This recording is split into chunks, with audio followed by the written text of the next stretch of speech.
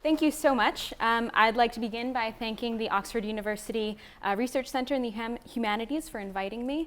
And I've also been told to say that if we don't have time for questions at the end, you can find me at the Meet the Researcher station on level 1, gallery 31. So there's plenty to go around, plenty of time to go around. Okay. The inhabitants of Pompeii dined outside in gardens surrounded by flora and fauna. They reclined on masonry and wooden couches, arranged around a central table or fountain, eating and drinking from vessels that rested nearby.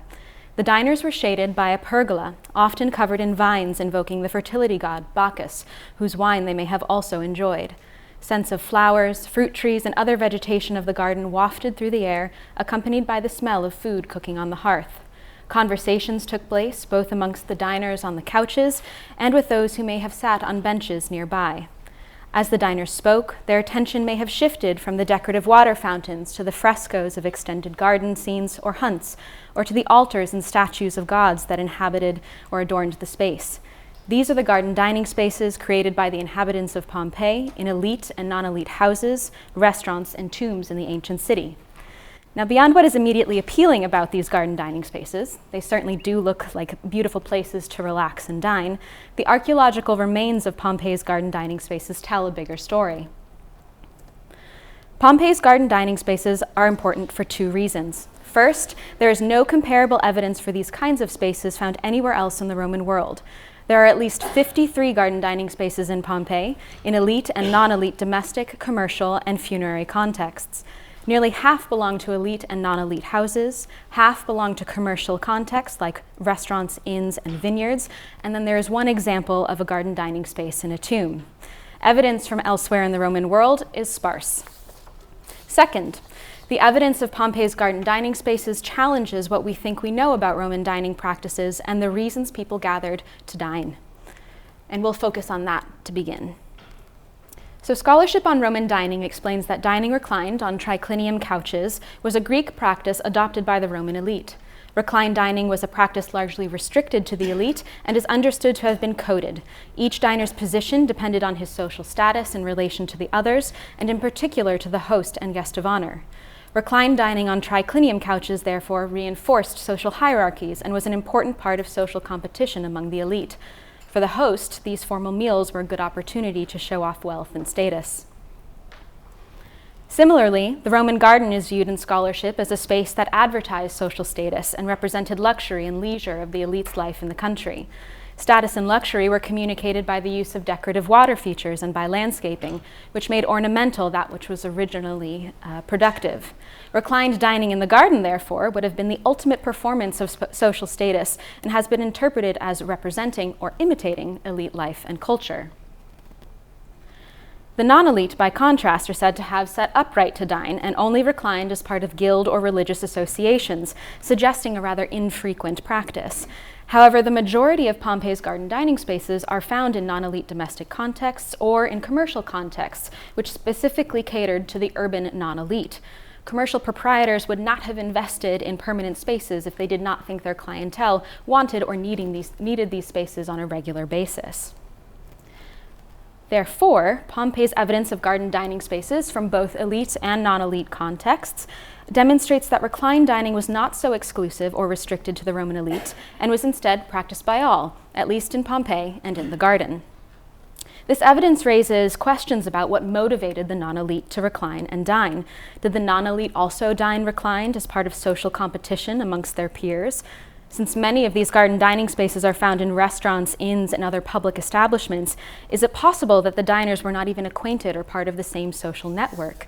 Or, as scholarship gestures to, were these spaces used for religious and guild activities?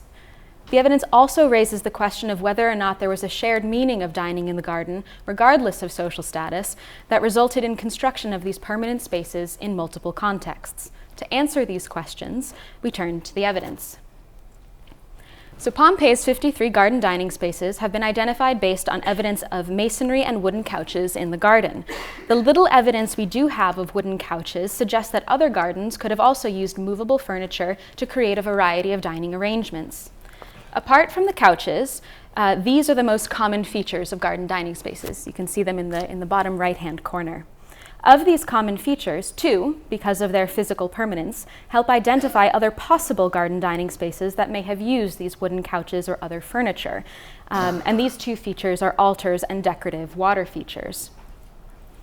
These diagnostic features not only allow for the identification of a further 19 possible garden dining spaces in Pompeii, but they also provide insight into the potential importance of these spaces to the people of Pompeii. So compared to the average frequency of altars found in Pompeii's gardens, gardens with garden dining spaces are twice as likely to have altars. These altars were constructed of masonry or plaster and took a variety of forms, as freestanding altars, niche altars, idicula altars, which look like the little temples in the center there, and altar rooms, which are sometimes called sacella. I believe that the frequent placement of altars in the gardens of properties with garden dining spaces, in addition to sculptures and paintings of deities and the evidence of sacrificial offerings, argues that the religious significance of the garden and the meals taking place in them. In domestic contexts, shared meals followed sacrifice to family gods, ancestors, and other important deities who protected individuals and families. These sacrifices and ritual meals took place at prescribed times during the month and on specific festival days. They could be attended by the household or by the extended family and friends as a display of prosperity provided by the gods. This kind of gathering is illustrated by an altar painting from the kitchen of the house of Sutoria Primigenia, which is depicted here on the bottom left. Located just outside of this kitchen was a garden dining space. And in addition to the masonry couches in this garden dining space was also a bench, perhaps indicating that it was to accommodate more participants. Sacrifices in these dining spaces would have consisted of offerings of food scraps or of young animal victims, like piglets, or consisted of burning incense, grains, and fruits. The single example of a tomb garden dining space in Pompeii also supports the interpretation of these spaces as religiously or ritually significant. The tomb of Gnaeus Vibrius Saturninus features 3 masonry couches arranged in the typical triclinium formation. The walls of the tomb were decorated with small depictions of vegetation, animals, garlands, and small hanging votive discs called oscilla. Ritual meals were integral to Roman funerary practices and ancestor worship. Meals at the tomb at the time of burial and on designated days ensured that the deceased spirit passed into the afterlife and that the ancestors were properly honored and placated. Otherwise, they would haunt you, just in time for Halloween.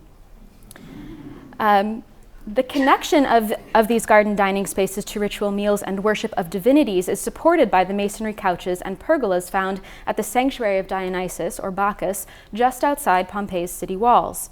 Dining at the sanctuary was an important part of community ritual at Pompeii, not least because one of the major forms of agriculture for the city and the region was viticulture, the cultivation of grapes and production of wine.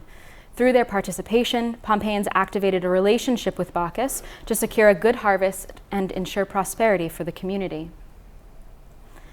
Garden dining spaces in Pompeii's commercial context likely provided a sacred space to locals who lacked their own garden dining space or for travelers passing through.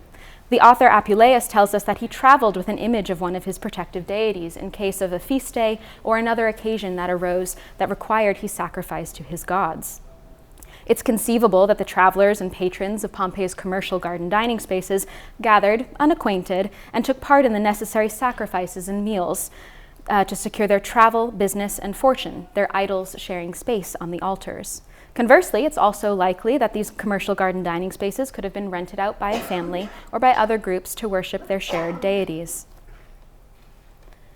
The archaeological evidence of Pompeii's garden dining spaces, therefore, reveal that reclined dining, thought to be a practice largely reserved for the Roman elite, was practiced frequently by the non-elite. The evidence also suggests that the presence of dining spaces in the garden, alongside religious architecture and iconography, reveals the Roman garden was not a space solely for the performance of social status, but a religiously significant space in which ritual meals followed sacrifice to one's gods. The significance of garden dining spaces to all Pompeians is demonstrated by the consistency and the permanence of their construction across diverse contexts, sacrificing valuable land. But that's not all. The richness of Pompeii's evidence of garden dining space provides a striking contrast to the lack of evidence elsewhere in the Roman world.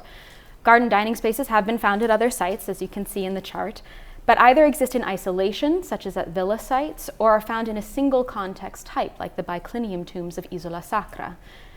Even in neighboring Herculaneum, also destroyed by Vesuvius in AD 79, only 2 or 3 garden dining spaces have been identified. What accounts for this uneven distribution of archaeological evidence? In short, the difference in archaeological evidence of garden dining spaces is not merely a matter of archaeological preservation, the result of Vesuvius's eruption, but either reflects changing cultural practices and values that resulted in the dismantling or less common construction of garden dining spaces beginning at the end of the 1st century AD, and we have evidence for the dismantling of these spaces in Pompeii, in the picture in the bottom right there. Or it reflects Pompeii's, or the Pompeians' specific relationship to the physical and spiritual world around them. Pompeii was a trade center and agricultural settlement that was connected to its rural hinterland.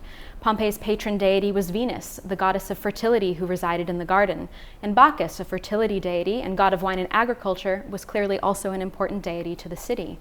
Perhaps then, Pompeians' investment in green space in their properties and their investment in garden dining spaces demonstrates how a people's relationship with their environment informs specific cultural practices. But for now, the question of why Pompeii will remain open. Thank you for your attention.